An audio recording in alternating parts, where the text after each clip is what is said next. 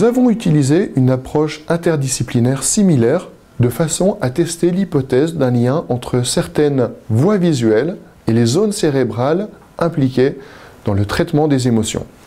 Ce modèle a été proposé par un neuroscientifique américain du nom de Joseph Ledoux. Ledoux suppose en effet l'existence de connexions visuelles rapides entre la rétine et l'amygdale cérébrale, qui, comme nous l'avons vu précédemment, est un centre émotionnel très impliqué dans l'émotion de peur. Ces connexions rapides auraient pour objectif de court-circuiter le cortex de façon à produire une action réflexe rapide en présence d'un danger dans l'environnement, comme un serpent par exemple.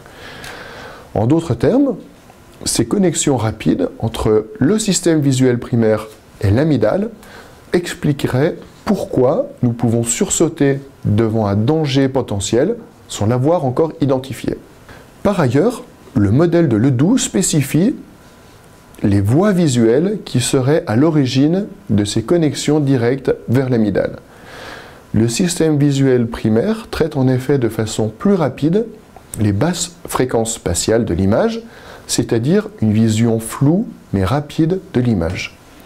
Par exemple, au niveau des corps genouillés latéraux, un relais se situant entre la rétine et le cortex visuel primaire, les voies magnocellulaires qui possèdent une gaine de myéline permettent de traiter très rapidement l'information de basse fréquence spatiale située en bas à droite de l'image.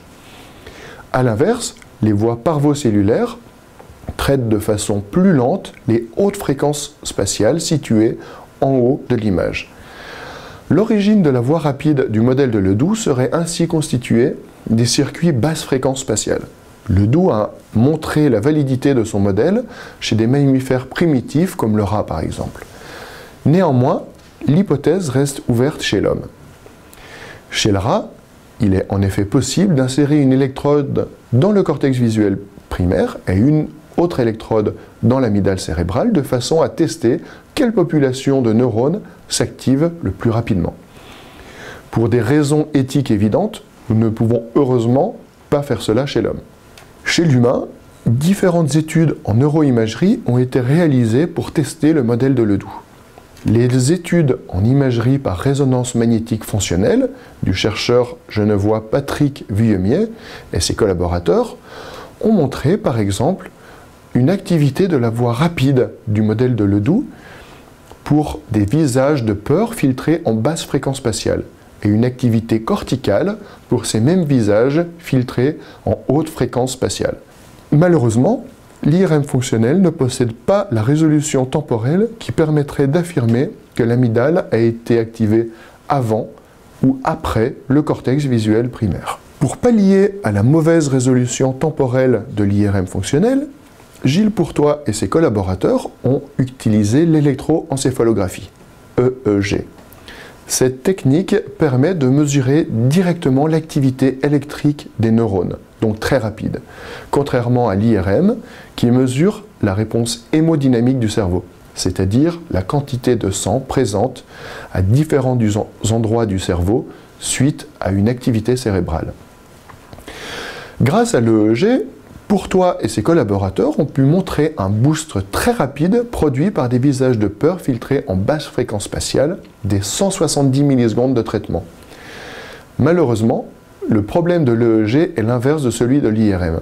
Il mesure uniquement l'activité des neurones à la surface du scalp et possède donc une très mauvaise résolution spatiale, contrairement à l'IRM qui permet de visualiser l'activité cérébrale en profondeur dans le cerveau. Ces résultats ne permettent donc pas d'affirmer de manière certaine que c'est l'amygdale cérébrale qui est à l'origine de ce boost de l'activité cérébrale de surface. La dernière série de preuves provient d'études en neuropsychologie. Béatrice de Gelder et ses collaborateurs ont ainsi étudié la reconnaissance des émotions de visage par des patients ayant subi une ablation complète du cortex visuel primaire. Ces patients, bien que non-voyants, puisque le cortex visuel primaire constitue la porte d'entrée située entre la rétine et le cortex, étaient néanmoins capables de reconnaître des émotions présentées par des visages dans leur champ visuel aveugle. En d'autres termes, cela signifie que ces patients ont accès à l'information par une autre voie neuronale. Le problème avec ces études en neuropsychologie est que cette voie n'a pas été encore formellement identifiée. Ce peut être la voie sous-corticale du modèle de Ledoux, mais aussi possiblement une autre voie, comme proposé par le chercheur genevois Alan Peña.